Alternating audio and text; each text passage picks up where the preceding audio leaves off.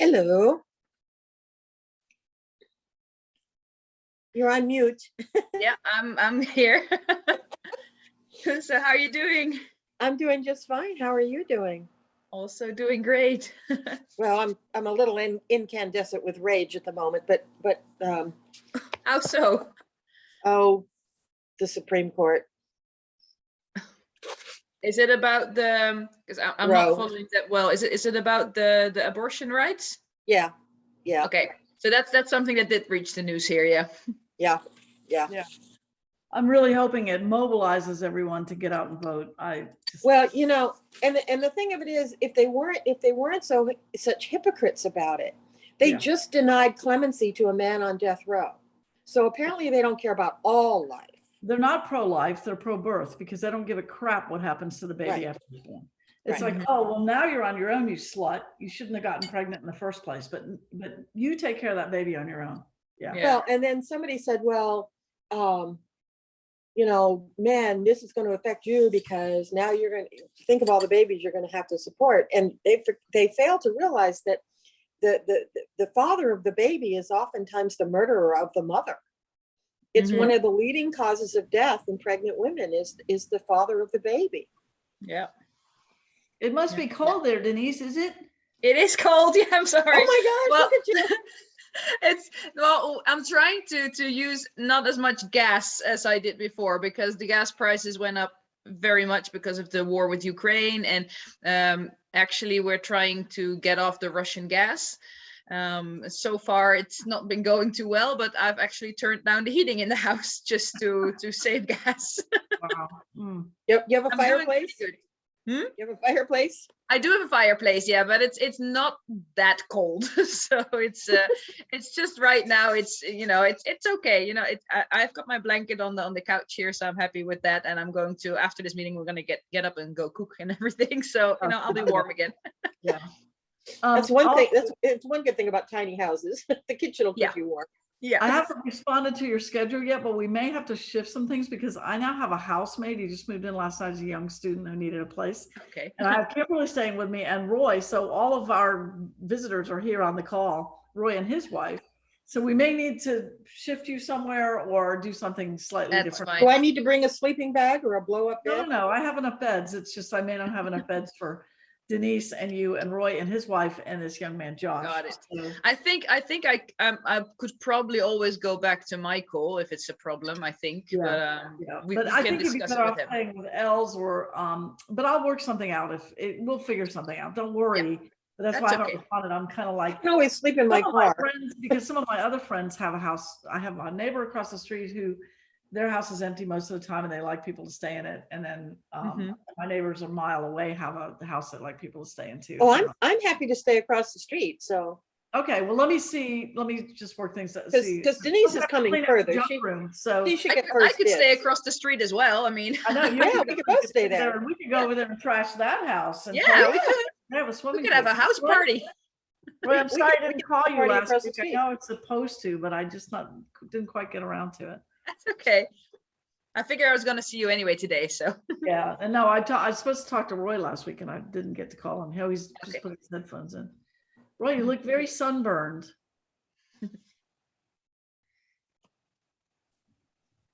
Very Not sure you can hear us.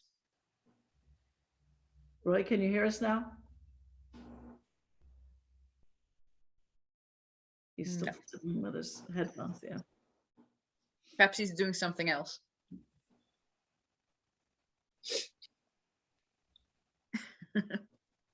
Good evening, good morning, good afternoon.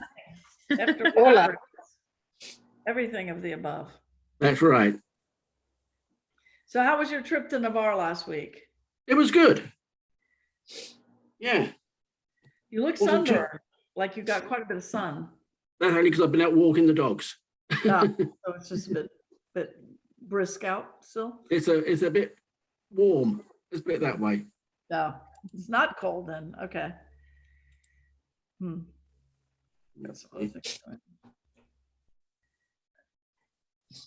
Well, be careful. I just read a story about some couple in Florida that were out walking their dog and a big brown bear or black bear or some kind of furry bear thing.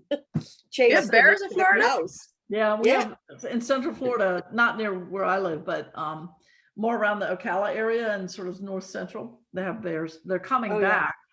Yeah, there's bears actually not on the beach, but there's bears the other side of the sound in Mhm. Holly. You get lots of bears around there.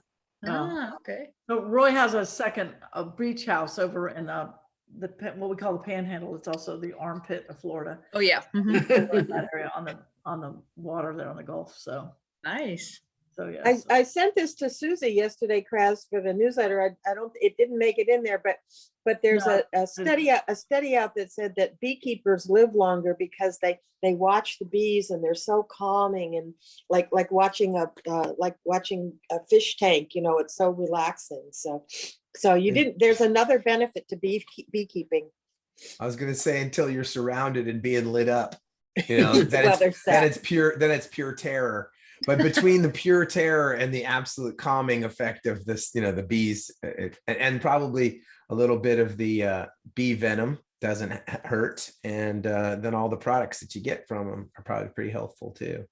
But I've heard something like that too. I heard, and I don't know how documented this was, but that beekeepers had more or less reaction to viruses like COVID and stuff like that. There was fewer infections amongst beekeepers.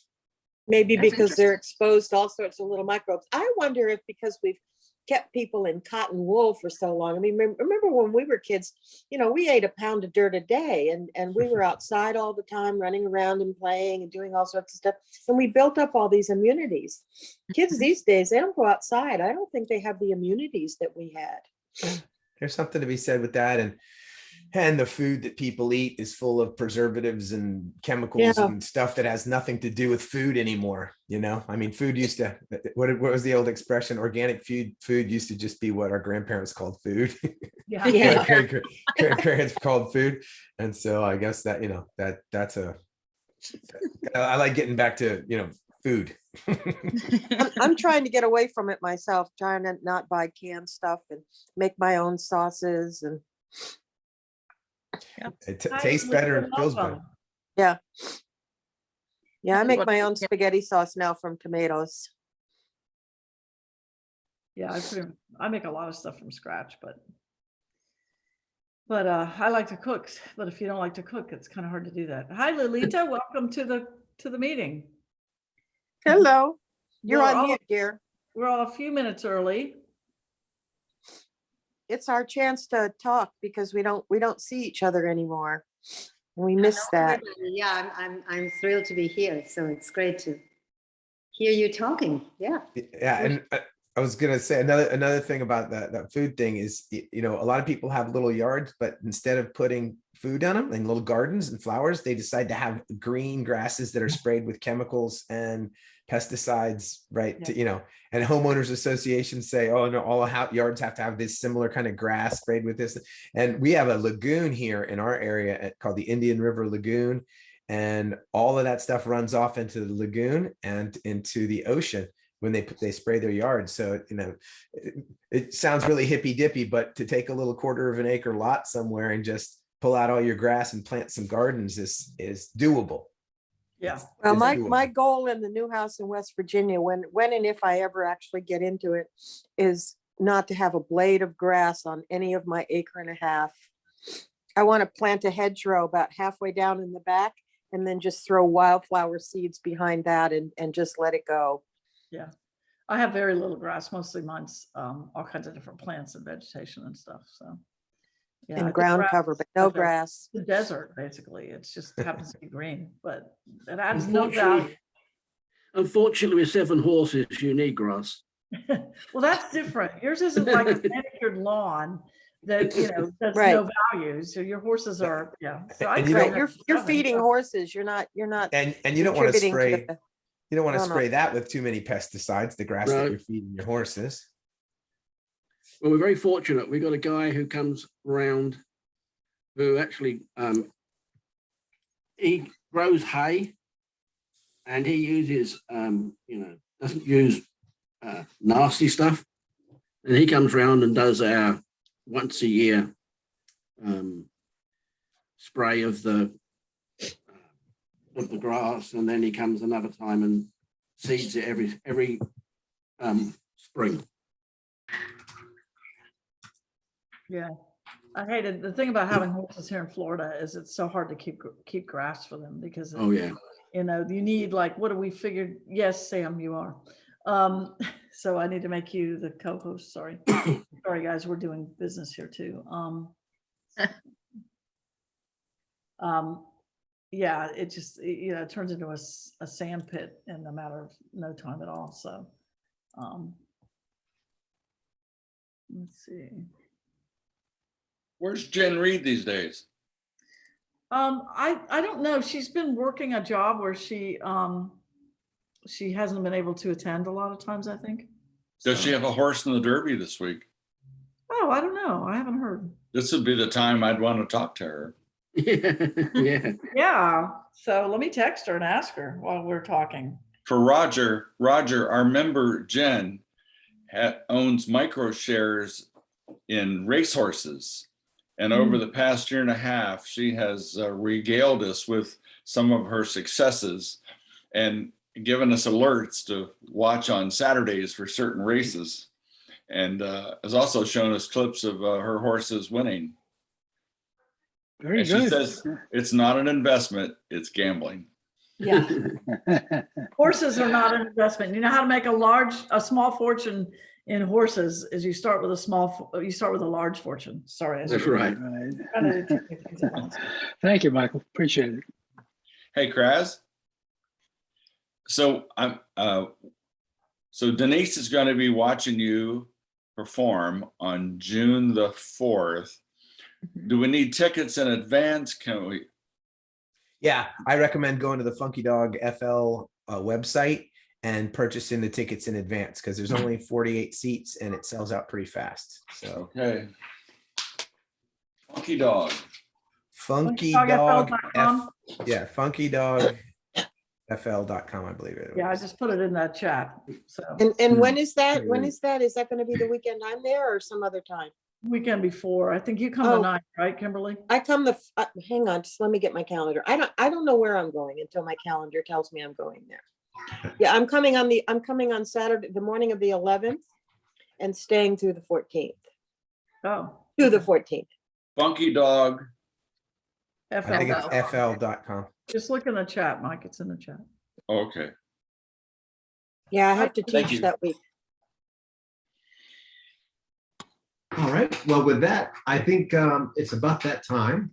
We'll go ahead and get started. I'm going to be leading the call again today, and hopefully Rob will be back as soon as he can. He's got a lot of things going on with work, so apologies for his absence on his behalf. Today is May 3rd, so with that, we'll go ahead and kick it off here. All right. The four-way test is something we do. So if you're a guest attending today, I'm looking around here real quick, but I just see our speaker. But if you're a guest, this is what we do. This is what we are as Rotarians. So I will try to grab somebody new. Let's see. Connie, are you on audio, Connie? Yep, I'm here. Can you see my screen as well? Oh, I can see your screen. Yes. Perfect. So let's do the four-way test. Would you mind leading us? And I'll do the clicking to see if we can get us all timed correctly. But if you want to lead us. Oh, it'd be my pleasure. Thank you. Okay, the four-way test of the things we think, say, and do. Is it the truth? Is it truth? Is it fair to Is it fair all to all concerns? concerns? Will it build Goodwill and better friendships? friendships? Will be Will it be beneficial to all concerned. That's a tough job. Tough clicking there. All right. So visitors and guests, I don't see any. Please do Yeah, we have me. Joseph. Joseph, you joined us last week too, didn't you, from your car? Yeah, Boca. I did. Welcome back. I'm from Boca Raton Sunset Rotary. Our chapter is going to be folding July 1st. So I am looking at this club as a potential. And is past District Governor Babbitt on the call? No, I haven't seen her yet. No, I don't think she's joined us yet. I'm not sure. Why? She encouraged me to at least visit 3 of y'all's meetings as I try to plan after July 1st, excuse me, what my schedule would look like. And hopefully y'all will accept me if that's the choice of direction I go. That'd be great. Well, welcome. And you like to go by, did Jula call you Joey one time? It doesn't matter as long as you don't call me late for dinner. Okay. I haven't heard that in a long time. I got it from a Rotary pickup line. Awesome. Well, very, very much. You are very welcome to attend anytime you like. Oh, Thank you for having me. So just a refresher, if you haven't gotten around to reading them, don't forget to go read those bylaws. Those were approved. So we got some good things happening. And I've got lots of big plans. I'll be taking over, Joey. So next year will be my year as president of this club. And we still don't have an update for our board of directors meeting, but we'll promise to keep you guys informed of that as soon as possible. So with that, we got a few minutes before we turn it over to our speaker, before I do a formal introduction. Denise, would you mind taking over? Yes. All right. So since we now have the link to Kras's improv in the chat, I'd say that everybody who does not buy a ticket will have to pay a fine because we'd like to visit Kras. I mean, come on.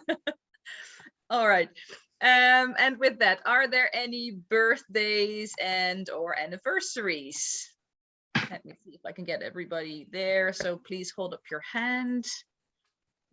No birthdays, no anniversaries. Okay, in that case, we're going to move on to sad dollars. Are there any sad dollars? Sam? So mine, I think I let everybody know back in March that my father passed away. He was battling cancer and then had a very short bout with COVID he got the best of him. But we had his memorial service. It was really lovely.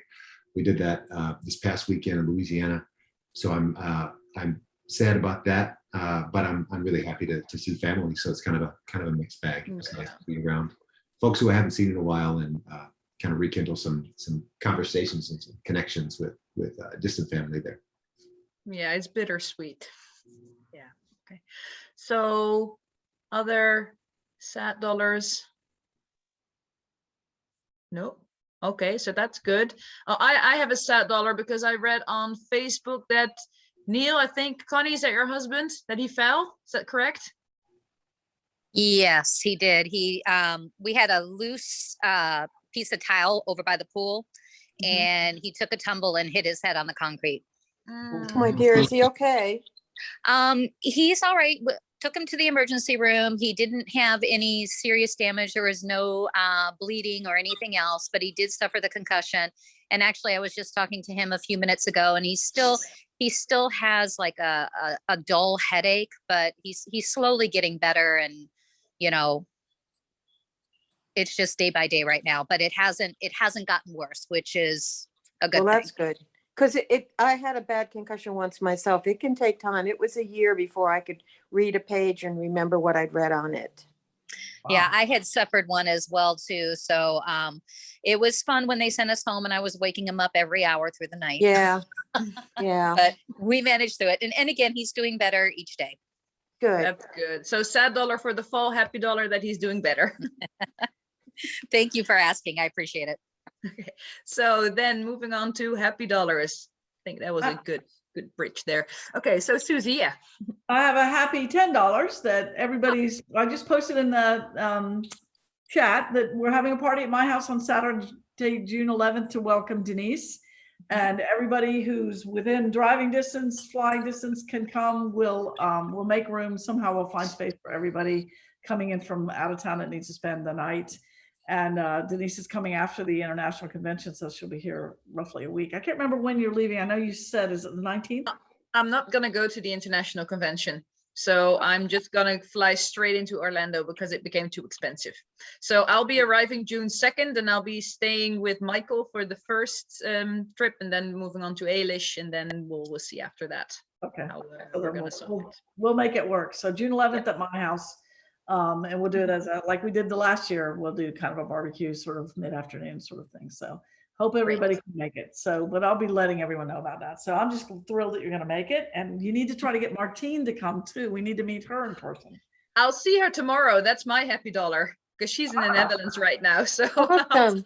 I'll try and talk her into it. Maybe we can get Gael here, Alana, everybody from out of town needs to come in. That'd be I'll be great. there. Roy's coming in, yes. Roy Yep. and his I would love to be able to make it in. Well, hopefully, fingers crossed. All right. So, so yeah, that was my happy dollar. Are there any other happy dollars? That's it. That's it. Okay, so that's it. Then I'm gonna give it back to Sam.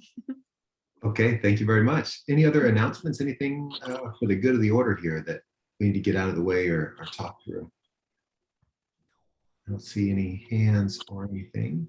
All right, well, with that, I will introduce our esteemed guest. Our speaker is Dr. Olano, Senora Olano. I'm not going to try to impress you with my Spanish because it's probably hurtful to your ears, but I will give you a little introduction. Give me 1 second. Let me pull up my doc here. Lilita, right. do you need to do slides? I'm sorry, I forgot to ask. Do you want to present slides? No, nothing. Okay. So Dr. Olano is a retired professor of bilingual and ESL education at Houston Baptist University. Her publications include Writing, An Inner Journey, Huellas en la Hoja, Vivir para Encontrarla, Mi Experiencia a Través del Cáncer, My Summers in Burgas, or Mis Veranos en Burgas. I don't know where that is, but we'll have to get that story there. And Morning Musings, which is kind of our topic for the day here, which is creating my life one page at a time. So I'm really, really excited to hear from Dr. Olano. She lives in Wimberley, so if you see a connection, I've got some connections there, and that's why we seem to have a pattern. But she's surrounded by people she loves, and she fulfills her dream of living at the top of a hill while she teaches to writing groups for women. Her neighbors include a friendly deer and a couple of foxes, and the occasional wild turkey and her kitty Toby. So with that, Dr. Olano, please take it over. Thank you so much. And please don't call me Dr. Olano. I've been retired for years. I'm a master naturalist now. So I was so pleased with your initial conversation, about planting wildflower seeds. And I live in heaven up here on a hill, surrounded by animals. So that's my emphasis right now, besides reading and writing, which is my passion. But let me tell you a little bit why I wrote this book. This book is about how to write morning pages. And I don't know if there's anyone here who happens to write morning pages. Just show me. All right, I have one. All right. So the way I started writing morning pages is that I once decided I had to go by myself to the beach on a retreat. Not to Florida, only to Galveston, which is not as pretty. But when I went there, I was kind of in a rut. I needed a change of mind. So I went to the only bookstore in Galveston, and I was planning to get just a spiritual book, something like that. And this book jumps at me, and it's called The Right to Write by Julia Cameron, which was not what I was looking for. But how many of you know Julia Cameron, the author of The Artist Way? Well, my gosh, thank you. If you haven't read The Artist Way, which is Paths to Creativity, please do. So I open up the book and she says, if you want to live your life as a writer, every morning, just get your pen, a journal, and write your morning pages. And I thought to myself, there's no way I can write in the morning. I can barely breathe in the morning. I'm going to do them at night. And I continue reading, and she says, and if you're thinking about doing them at night, they won't work. And I said, oh gosh, she can read my thoughts. And so that I continued reading, and she said, well, writing in the morning is like washing your face. Would you leave washing your face to the night? No, you have to clean your mind, empty your thoughts, clear the cobwebs of your mind, and then you'll be ready to live your day. And she says that there are two conditions. One is writing them in the morning. First thing, I mean, you know, I get my cup of tea, meditate, blah, blah, blah, then write my morning pages. And second is write them abundantly. So there's no agenda. You just let your pen flow. You don't know what you're writing. If you don't know what to write, I can say, you can give thanks for anything. You know, thanks for being able to breathe today. Thanks for whatever. And then something happens. You just allow your pen to write, and we writers say that we take down dictation from heaven. Many times you don't know what you're doing. Many times you have a problem, put it on the paper. You're exercising that ghost. If you don't have any problems to solve, just let your hand write. And even when you feel like saying, I'm done, don't. That's the trick. Allow your hand to keep going, because it's the process of writing. It's pretty much like peeling an onion. You start and you say, oh, that's it. And there's one more layer. And you say, there's one more layer, until you get to the center of the onion, and that's the gold. And that's our gold. That's what we get to find when we dare allow our hands to write. So, and then you just have to do them every morning. I'm going to read a little bit from the introduction to tell you a little bit about this. This book is, it's 365 morning pages. This is my journal, all right? So I write, I live my life as a writer. I wake up, warm up a cup of tea, and start a sacred morning ritual. I meditate, then I write my dreams, and afterwards, I sit down to write my morning pages. And what happens is a magical process. I wash my soul and let it pour on the blank page. I listen to myself. I confront whatever is going on, and in the words of the Peruvian writer Vargas Llosa, I exorcise my ghosts. I give thanks for anything and everything, even if it amounts to being able to breathe and being alive. The pen writes, I receive guidance, and inevitably, an alchemical process takes place. I transform any thoughts and feelings that may look like coal into gold, and get some kind of resolution that allows me to live my day to the fullest. And then, and this is the thing that I like the best, I set my intentions for the day. And these intentions are not goals. They are rather ways of being. If I have something that I want to have accomplished, I write it down. If I'm having a doctor's appointment, I also had cancer twice. I tend to write what I would like my doctor to say. And I write it down as if it has already happened. You're fine, you're looking great. And then I go back the next day, I look at my words and I realize, gosh, she really said those words. Is it magical? No, it's not just magic. It's that there's a setting of intentions that preclude our actions. Where our thoughts go, we tend to take action. But above anything else, I just write down about ways of being. Today, I am open to people, generous, I am of service, etc., etc.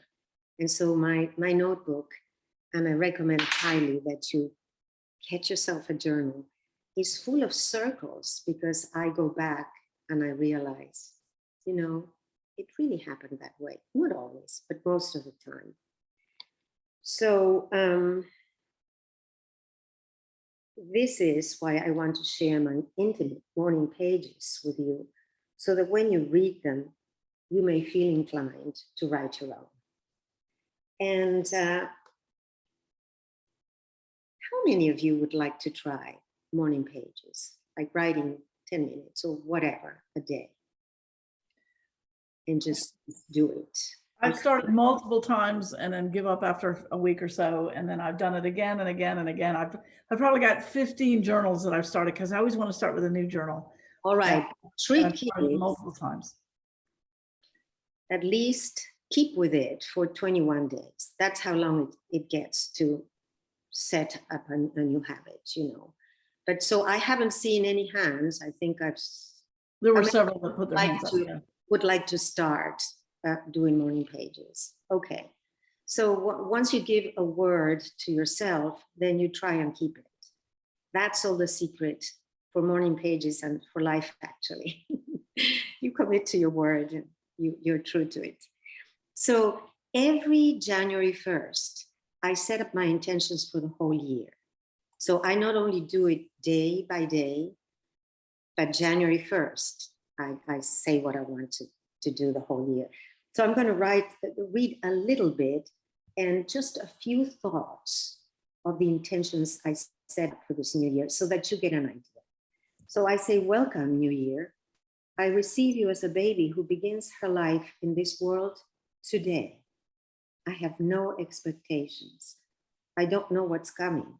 I only know that I'm surrounded by love. And that is enough to give me the vital impulse to grow, play, and give joy to others. I have an empty white canvas to create my experience in this new stage. And I start to create it with my words. Some of the words, some of the intentions are, I begin to understand the language of those who flood me with words. I understand others. I accept others. I am so grateful for how they consider me on a daily basis. Everything amazes me with a feeling of novelty and discovery. I express myself with clear and compassionate words. I write with delicacy and dedication. I complete my book, Morning Musings, creating my life one page at a time, which I did. This was 2018. So that goes to show you that setting an intention, when you write it down, really happens. And so happy first day of the year, Lilita. January 2nd is very brief, but this is another example of how you can create your morning page with nothing. I am thankful for being on the second day of the year. I started writing yesterday and today I continue. As you can tell, I didn't know where I was going, right? I'm just allowing my pen to flow. When we start something, an internal door opens. The initial act of opening it is intentional. But after that, the process is almost natural, spontaneous. Thus, when we change a way of seeing something, a new perspective is almost inevitable. Today, I try to open a part of me that I would like to change or expand. Which one will it be?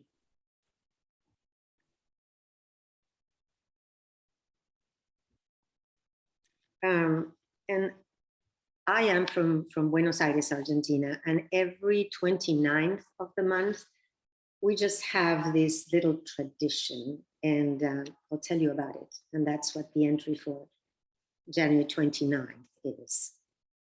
Today is Gnocchi Day for Argentines. You know what gnocchi are? The little pasta, little rounded pasta. It's a day when we perform a small act that gives us hope. We place a $1 bill, 1 peso actually, under the gnocchi plate. Legend, tradition, cultural richness of our Italian ancestors.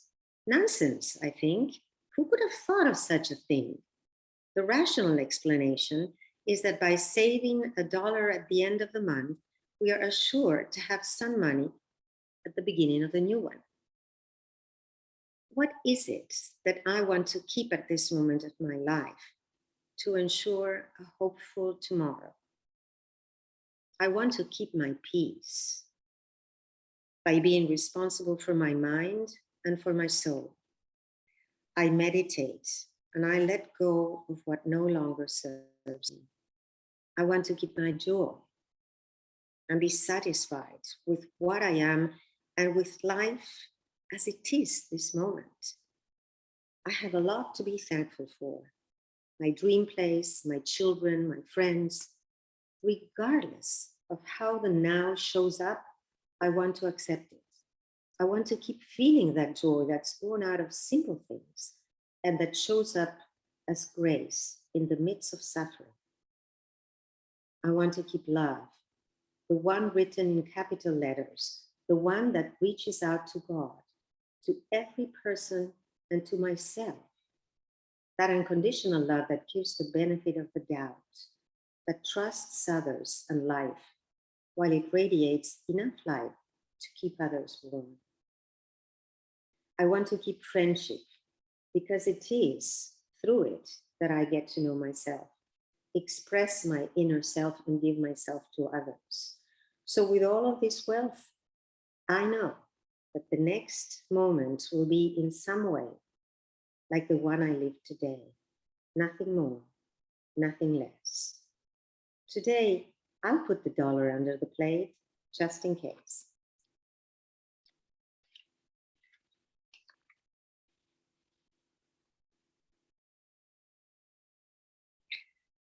And this, this one is about some animals that I saw.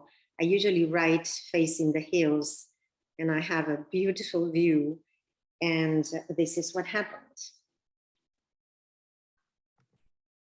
The sight of some animals walking by the window startles me. There were 3 of them. This is the first time wild turkeys come to visit me. I'm going to look for the phone so I can take a picture of them. But when I get close to the window, they run and disappear. Still incredulous, I wait, hoping they will come again. I go to the front door and notice 1, 2, 3 crossing at a fast pace. I follow them, and to my utter stupor, now there are 4, 5, 6, 7, 8, and 9. I can't count that fast. I follow them to the back window, 10, 11, 12, 20, 21, walking in perfect procession. My heart stops. I'm in a trance. In an instant, they perceive my presence, and as if by magic, they soar together up in the sky. My eyes fixed on them above are already full of tears. I feel deep emotion and immense gratitude for having witnessed a miracle. My joy is already euphoria. 21 wild turkeys at home. I urgently call my children. I want to share this moment with them. Neither answers. Could it be that I have to live this alone? Like so many other occasions when I've been in the presence of something magical? And so it is. There are some deep moments that happen in our own company and fill us with glory, strength, and hope. They are the ones that make it clear to us that our life is a mystery indeed. Sarah answers the phone. I tell her everything, as excited as a kindergarten girl could tell her mom that she was able to read for the first time. She listens to me and shares my happiness. 21 wild turkeys. Are they a symbol of something? I find out that the turkey for Native Americans represents generosity and abundance. This is what I felt in my own flesh. Sally answers the phone. I can't stop talking until I finish my story, and I thank her for being there as always.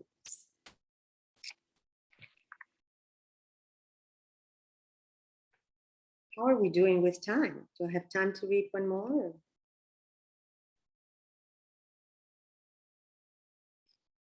And I tend to visit Turkey in the summers. And in answer to Sam's question, I go to an island across from Istanbul. They are They are called the Prince Islands. And one of these islands is Burgas. And that's why one of my books is about the morning pages during all of my summers in Burgas. But this entry is about Cappadocia in Turkey, just gorgeous region. I don't know if anybody has happened to visit Turkey at all, but it's just so worthwhile. It humbles me. So this is July 10th, and this is the summer where I usually travel. The van comes to pick us up at 4 in the morning. We arrive at the place where the hot air balloons begin to inflate one by one, like huge Christmas ornaments. One of the groups takes off first, and these beautiful floating fungi of different colors and designs rise up in the sky. The green one with red stripes, the purple one with green lines, the one filled with squares in shades of green, and the blue, red, and green and striped one. Now it's our turn. We climb into the baskets where a friendly pilot welcomes us, and we begin our trip. The balloon rises gently, and little by little, we feel like birds at 700 meters high, looking down at the earth from a different perspective. There are other balloons approaching us like fat drops floating subtly in this atmospheric sea. Slowly, we go down into a valley, almost touching the top of the trees. We can see the ferry's chimneys up close and observe the polished surface of giant conical shapes with openings in the form of windows and doors. And we ascend again. We are not alone. There are 150 balloons around us. We're just one more in this cosmos of colorful spheres, a group of aliens descending on Earth, and I am one of them. The only thing we utter is, oh, what an amazing experience, surreal. And I think I'm going to finish with this one. And yeah, thank you for listening. And Morning Musings is on Amazon, I have to say, my own commercial. And so I can't hear, just turn the mics on. And if you can, turn the cameras on. I'm so used to teaching and being in front of my people that it's so weird to see little names. It's almost not human. Thank you. It's hard to connect, isn't it? You've got to see people no matter what. I could never have been a radio announcer for that reason. Yeah. It's kind of refreshing. When I spoke with you about planning for this, it's kind of refreshing because, like, for me, it seems like a lot of what we do on Zoom is always kind of PowerPoint driven, and it's, talking points and this and this. And so I was really excited to see how this would go. Just something different, something different. And it's been really nice to watch you read and to listen to you read. We have, I think, one question already. Kras, did you have a comment or question?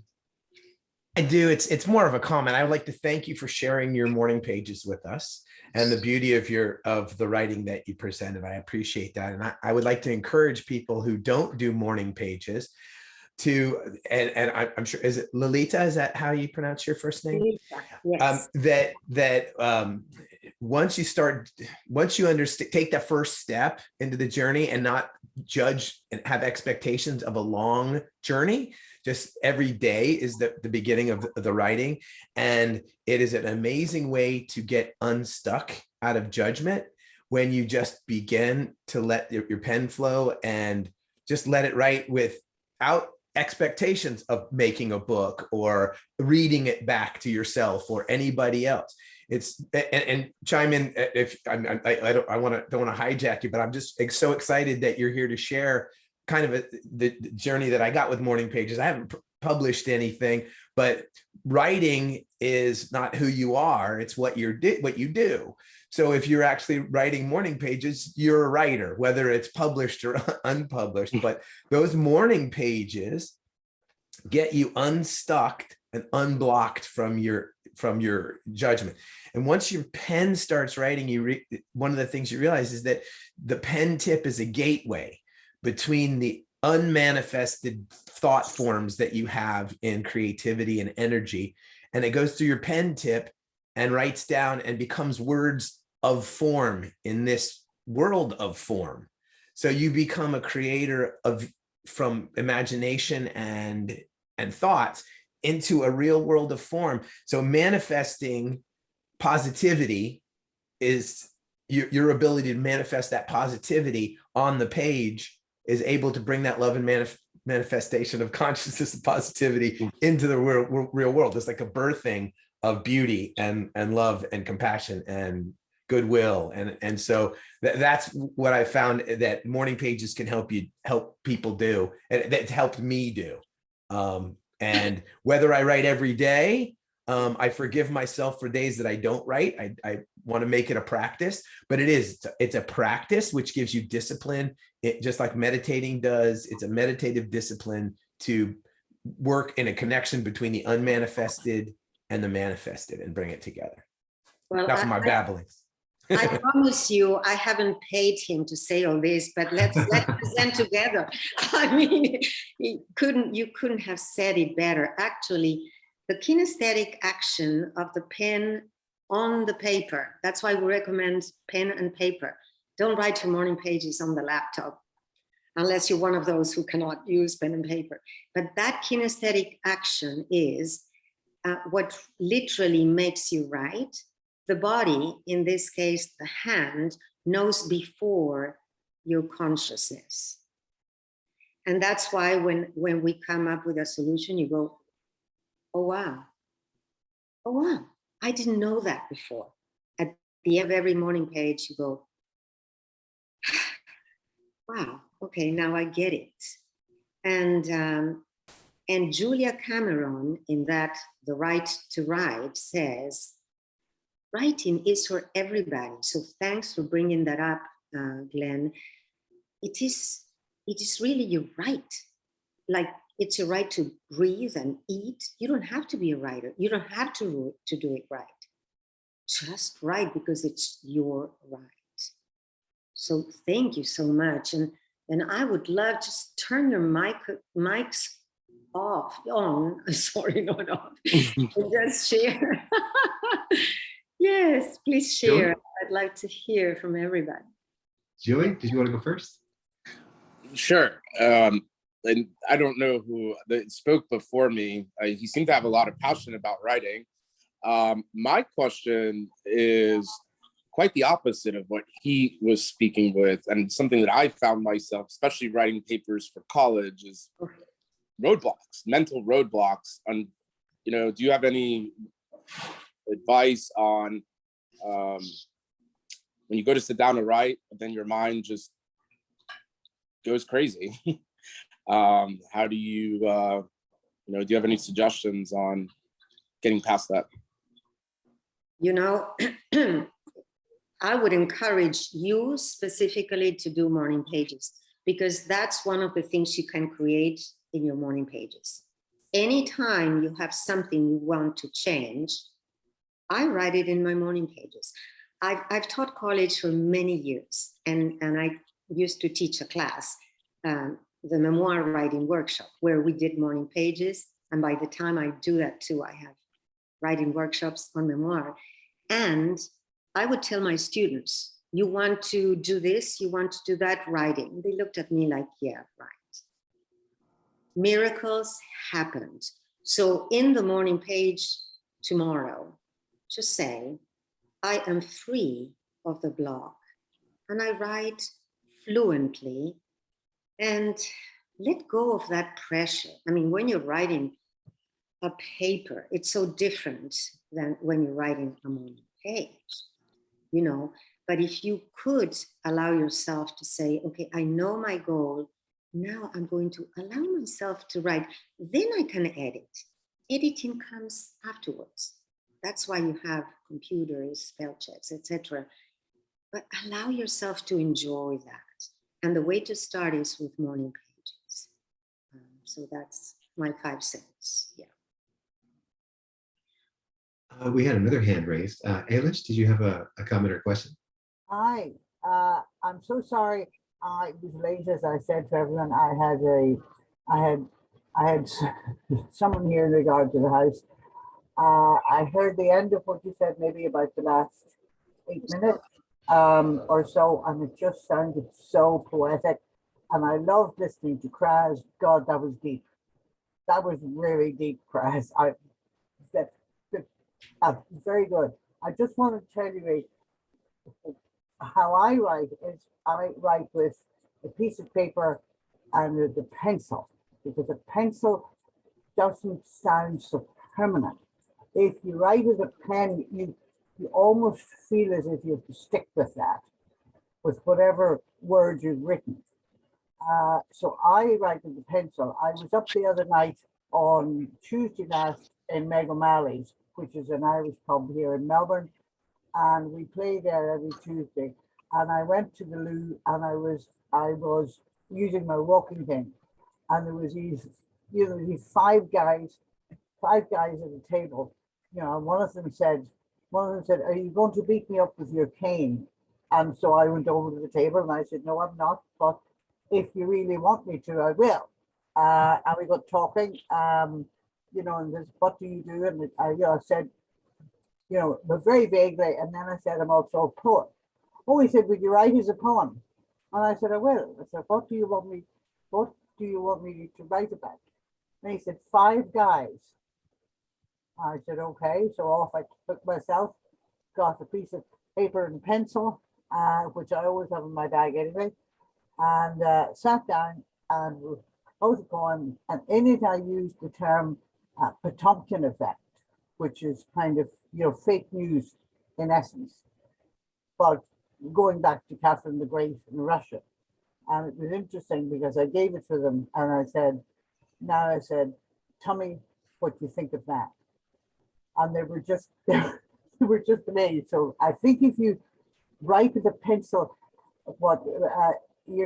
it's actually what the last speaker was saying, that you get a block. It just doesn't feel to me as permanent as when you write with a pencil, to write with a pen. That's just my comment. It's excellent what I heard. Thank you very much. And I have my hand up, but if somebody else wants to jump in, by all means. What I was going to share, Lilita, is that one thing that I haven't done lately. It's been, I guess, way too long. But one thing I haven't done lately is write online. And I used to write, I used to like to blog. And the way that I started to do it was I would read books that were meant to be kind of contemplative or soul searching, or something that I didn't know about or whatever. And then I would kind of I don't know, now it's called Blinkist. There's a service which I feel like is a terrible service, but also a great service. It's called Blinkist, if you've never heard of it. Totally unrelated, but basically they take big books and they give you like a 5-minute summary, like a 5-minute audio summary of the book, which is, I think, robbery, right? But what I would do is I would read something or digest something, and then I would blog about it. And sometimes it would be like a daily thing, or sometimes it would be like a weekly thing. And I would say, "Here's what I read about, here's what I think about it." And I noticed that it was really great for me to kind of not just to analyze it better, but also it kind of kept me on track, and it kept me, it let me absorb things better. So I think, that's something that I miss about my writing. But I feel like I don't have inspiration. I'm always going. And I feel like without that, like the book or something to talk about, I feel like I wouldn't have inspiration. So I don't know if you have thoughts on that. I don't have a beautiful hill to look at or turkeys, but I'm sure I could find something pretty. What are your thoughts on that? No, definitely. You don't really need to be looking at something pretty. I tend to meditate before. So you look within, actually, and you trust the process, and you don't give yourself negative talk like, "I'm not inspired." That's why I said, if you don't know what to write about, start by giving thanks. And I know you have 2 beautiful children, And so I'm sure you can give thanks for that. And you'd be amazed what happens next. I usually tell my students that writing is like fishing. If you don't catch a fish real fast, you go, okay, bye. I'm not inspired to fish. No, you just are patient. You stay there. You keep your hand on the page. And you'll be surprised, because maybe you start, I don't know, writing about what your 18-month-old tried to say and you didn't quite get it. And you don't have to be creative. Sometimes you're creative in morning pages. Sometimes you are just not creative. But allow yourself to do that. And again, writers do write morning pages so that afterwards they can be creative. So I would recommend morning pages again, because it's like warming up before running. You need to warm up before you even maybe blog. And then you regain the confidence in yourself and you say, but writing doesn't have to be perfect. I can allow myself to write. And you begin giving permission to yourself. That's something that's hard for us, you know, giving permission to ourselves to not do it right, to not do it perfectly, to trusting ourselves as being that gold.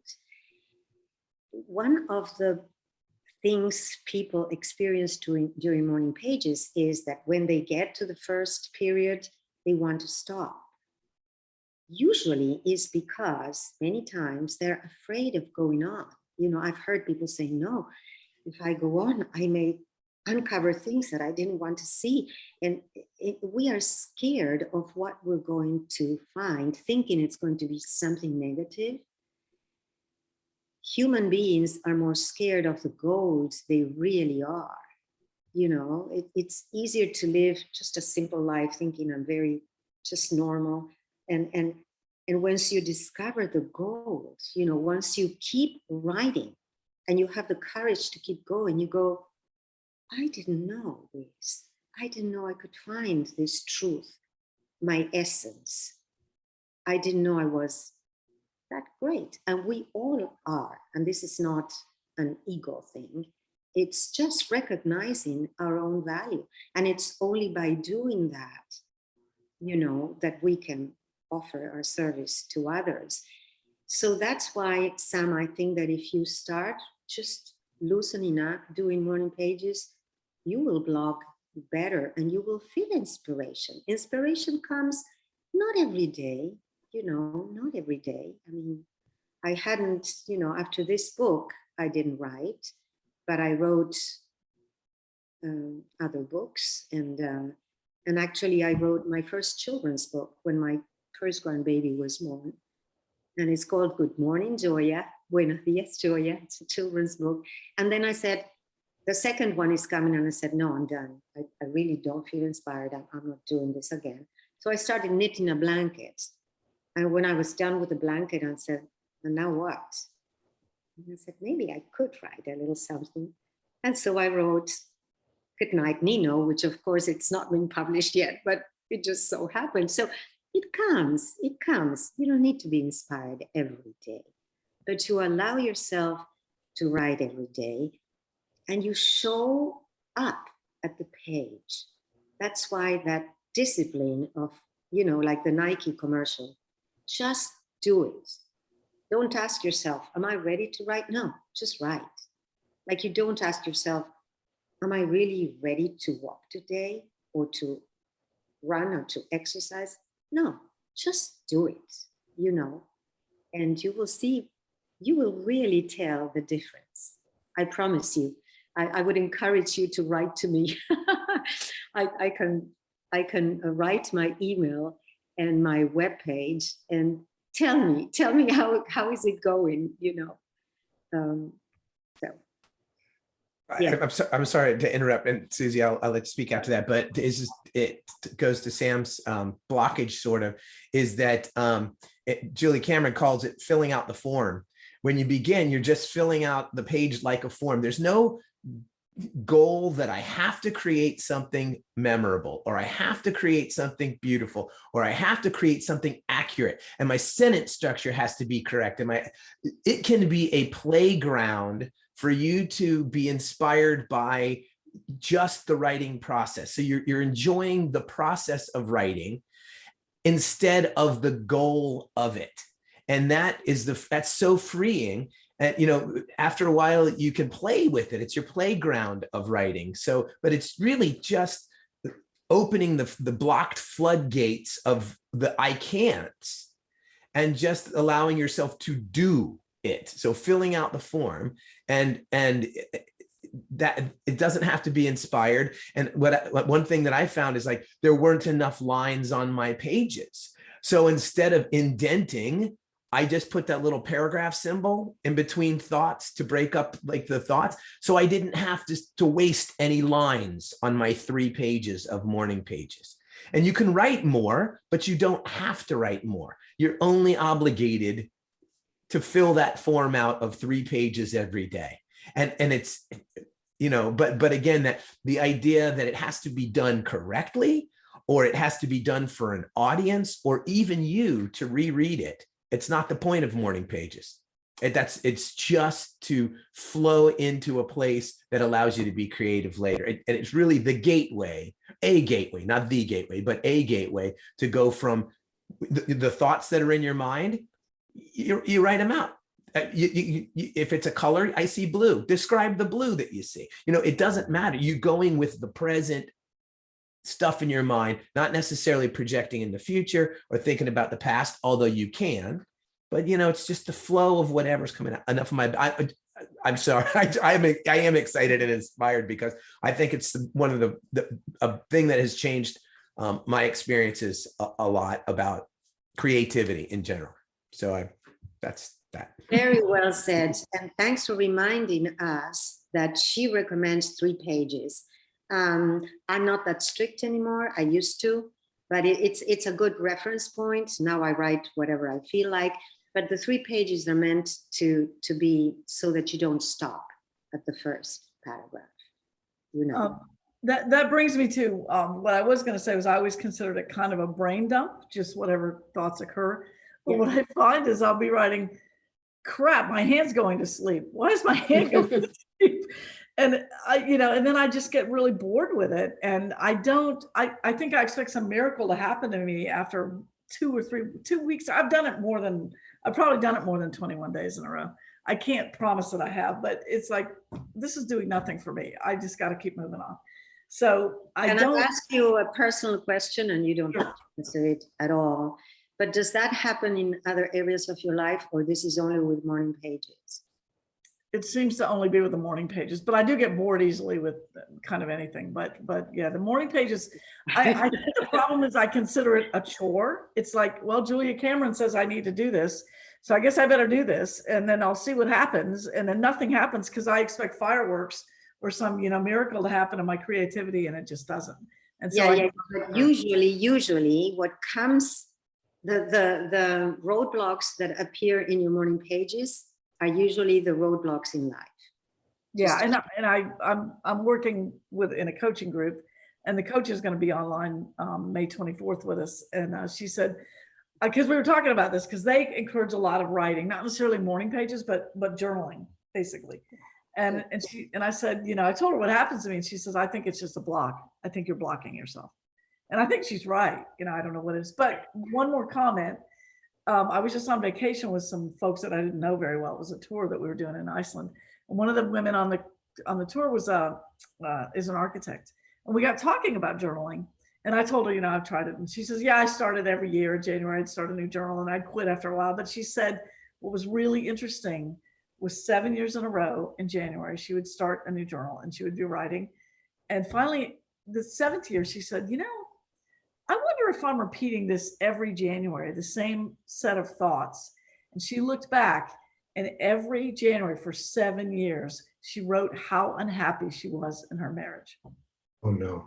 And she said, I'm done. And she got divorced, and she's now remarried to a really lovely guy and very happy. But she said, it took me going back 7 years and going, like I'm like in a rerun here. And then she realizes that that's all she focused on every January is how unhappy she was. And she said, I got to get out.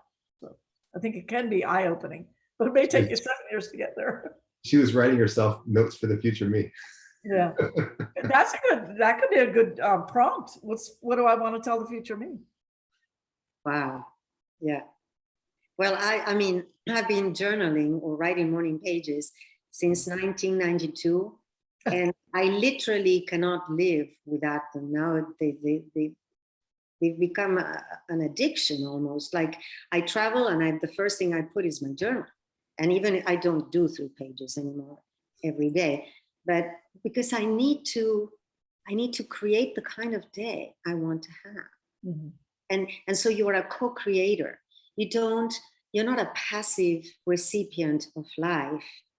You develop such an awareness that you are taking an active role. You are co-creating. So if I feel that I'm bored, or if I feel that I dislike somebody, I write it down, and then I kind of wonder, why is it that I dislike this person so much? And then the coaching session appears within me. Is there a part of me that I don't like that's similar to this one, my shadow, that I'm projecting onto others? And little miracles happened. And so it's, when I was teaching at HBU, I couldn't say this was like a psychological process, the writing workshop, because they didn't want to hear that. They wanted to hear an academic stuff. And so I would emphasize the developmental aspect of writing and how you got better. But now that I have women's groups, and now that I've seen the miracles that happen when you start writing morning pages, and of course I teach the memoir writing workshop, you start writing about your life, that process is just miraculous. So I highly recommend, like my friend here says, to give them a try. Give them a try. Wow. Like I said, I have dozens of journals that I've started, because I always want to start with a fresh journal, because I love a nice clean journal and a nice clean page. So it's like sticking your spoon in peanut butter, the jar of peanut butter, when it's the first spoonful. The best one, yeah. I feel like Susie, if you reread your journals, I feel like you're going to get some good material for our next week's jokes. I wonder if you repeat the jokes. No, I don't actually. I didn't do any jokes this week. I will say though, where did I put it? While I was in Iceland, I bought this journal. It's a journal with a little puffin on the cover, and it's blank. Nice. So, but I prefer lined pages. I like a college rule. I'm very structured about how I do it, which might be part of the problem. That's fine. That's fine. I need a certain kind of pen. I would never write with a pencil. I'm sorry about this. Only write with this kind of pen. I hate any other kind of pen. It's funny. Yeah. Getting very OCD in my old age. Yeah. I thought the point of it was free flow, and now all of a sudden there's all these rules. No, it's my rules. Your rules. She set the rule. And some people like, I was going to say, some people like to create ritual out of writing too. So I mean, if part of the practice is creating a ritual to get you started to do it, humans like rituals, right? So, if it's lighting incense, or it's putting on essential oils, or it's meditating beforehand, Lilita says she likes to meditate beforehand. It's possible to, whatever it kind of takes, to just have you decide that you want to make it a practice and not have a goal intended, not looking for the miracle, not looking for the goal, but make it the practice of just doing it because it's something that is kind of like good for you, like stretching or deep breathing exercises that, anyway, it could be done ritualistically, and where you do like essential oils or a candle before you write, or, however you want it, however it takes to get you wanting to do it. That's a very, very good point, because I take it as a gift to myself. This is my sacred time, and no one is going to take it away from me. If the phone rings, I don't answer it. I'm gone. So this is my time, my connection to myself. So it is a sacred time, and I take it as a ritual. So thank you. One other comment I wanted to make too, Lilita, is to everyone else still on the call, is after you buy Lilita's book, I would recommend you get hold of Julia Cameron's book, The Right to Write and The Artist's Way. She writes so beautifully. You should buy hers first. Oh, it is, well, I didn't want to, yeah, that's your promotion there, but I did want to say, but thank you for sharing your writings with us. Well, I did want to say before we leave that I put on the chat, and now I don't know if you see it, but the lilitaolano.com is just my website where you can find the other books. But my email, really and truly, you are very welcome to just email me and tell me what's going on. I love feedback, and so, yeah. We'll put that in, hang on, am I on mute? No, we'll put that in the newsletter for next week as we do the write-up on your presentation. We'll put your contact information in there too, so. Perfect. And we'll let you know the link to the download if you want to watch the video. If you want to come back and hear anything that was commented on, we'll send that to you as well. Well, with that, it's right at the hour. So thank you, big thank you very much. Thank you very much. It really was fascinating. Thank you very much. Yes. Maybe I can overcome my fear. We're here every Tuesday at noon. Come back again anytime. All right. Okay, sounds good. I'm usually a tango class at this time, so I for us to get between you and tango, but I will. Thank you so much for inviting me, and I truly enjoyed every one of you. Thanks. Come back anytime. Thank you. Thank you very much. Okay. Well, with that, So Sam, is Trisha on next week? Is Trisha on next week? Did you settle that with her? Yeah, I'll email you. Yeah. Okay. So with that though, we'll go ahead and close this meeting. If anybody wants to hang out, we can leave this call open. I think it'll go. We'll pause the recording, right, Susie? And then if anybody wants to hang out and keep talking, we can do that. Otherwise, we'll finish this meeting off with our Rotary motto, which is service above self. Service